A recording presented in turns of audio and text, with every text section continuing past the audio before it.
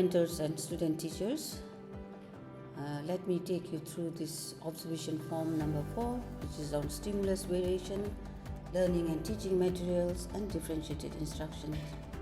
Before we get into the form, let us get ourselves familiarized with how the student teachers are rated. This rating scale is a 5-point system used to assess performance numerically rather than ticking categories. In the outstanding, we have marks ranging from 4.1 to 5, which indicates the student teachers' performance is exemplary and exceeds expectation. In number 2, we have very good. The mark ranges from 3.1 to 4, showing the student teachers did a strong performance with minor gaps. In number 3, we have good, which the mark ranges from 2.1 to 3, which reflects the student teachers did an acceptable performance with some areas for improvement. In satisfactory, we have 1.1 to 2, which indicates limited achievement and noticeable gaps. In number 5, we have needs improvement, which ranges from 0 to 1, showing the standards have not been met and significant support is required. So let's look at the indicators. In the lesson introduction, let's see what is expected. At the beginning of the lesson, the mentors must observe whether the student teacher captures learners' attention using an engaging strategy such as a question, demonstration, story, or an activity. The student teacher should connect the lesson to learners' prior knowledge, clearly state the lesson topics and objectives, and provide a brief outline of what the learners will do during the lesson. Learners should understand what they're learning, why they're learning it, and what is expected of them.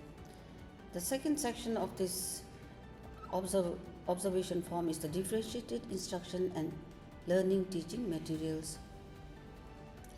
This section focuses on how well the teacher addresses the diverse learning needs of students.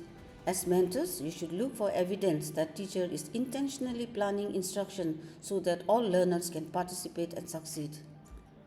Observe in number 2.1. Observe how the teacher forms groups. Grouping should not be random all the time. Depending on the lesson objective, the student teacher may group students by ability for targeted support, by common interest to increase engagement, or randomly to encourage collaboration. The important point is that the grouping strategy has a clear purpose and supports learning. For 2.2, notice or observe how the student teacher uses their voice. Effective teachers do not speak in the same tone throughout the lesson. They vary their voice, volume, pitch, and emphasis to draw attention to important concepts, maintain learners' interest, and make explanations more engaging. Number 2.3. Look for variety of teaching resources used during the lesson.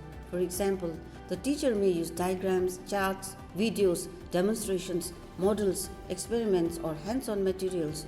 The aim is to present content in multiple ways so that all learners have opportunities to understand the concept.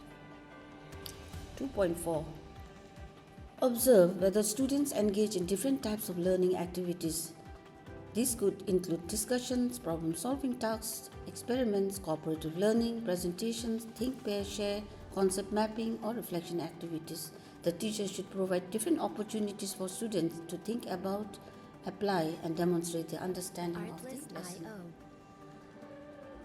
So, when rating this section, do not simply check whether different activities or materials were used. Consider whether the teacher deliberately selected these strategies to meet the diverse needs of learners and whether they helped students to actively engage with and understand the lesson. The third part of this observation is the stimulus variation. In the stimulus variation, observe how the student teacher maintains learners' engagement throughout the lesson. The teacher should use different interaction patterns, including whole class discussion, small group work, individual support, and peer interactions. Observe whether the teacher moves around the classroom purposefully to monitor learning, provide support, and engage all learners. Effective use of gestures, facial expressions, eye contact, and other verbal communication should help reinforce key ideas. Finally, learners should provide Learners should be provided with multiple ways to demonstrate their understanding, such as speaking, writing, drawing, performing practical tasks, or presenting. In the lesson closure, as usual, at the end of the lesson, observe whether the student teacher effectively reviews the key learning points and checks learners' understanding. The closure should connect the day's learning to prior knowledge and, where appropriate, prepare learners for the next lesson, helping them see continuity in their learning. After having observed this, please write the positive aspects here and suggestions and needs improvement needed in this section. Thank you.